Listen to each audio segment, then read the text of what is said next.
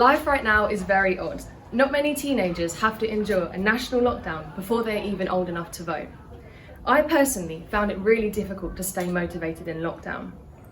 There is no guide on how to spend such a prolonged amount of time indoors, especially for someone like me who enjoys being busy and likes to spend lots of time outside.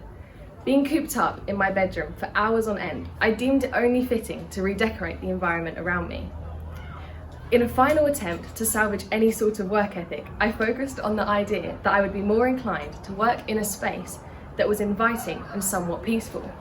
So I decided to invest more energy into the few houseplants I already owned, in the hope that I could almost replicate the same feelings I associated with nature, but onto a smaller scale in my bedroom. Once a week, I would water the plants I owned. If I noticed a plant was struggling, I would act accordingly and change the location or change the amount of water I gave it.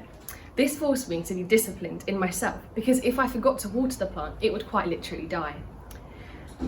Without realising, this added a significant structure and a much needed routine to my week, while also creating responsibilities that I had to be present for. Putting in minimal but regular care, I started to see growth in my plants, reminding me that quite literally you reap the seeds you sow.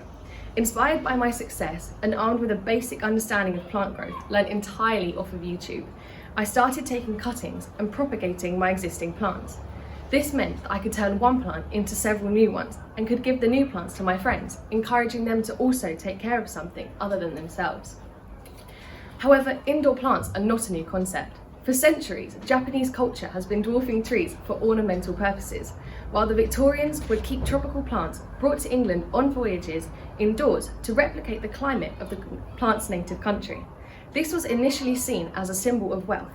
However, scientists now know that keeping plants indoors have many health benefits.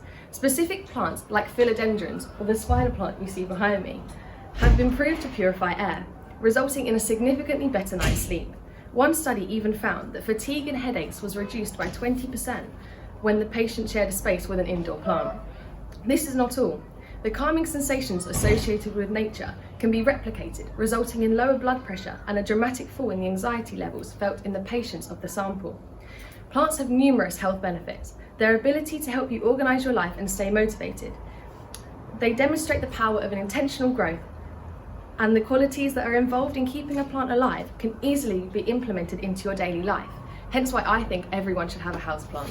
Thank you.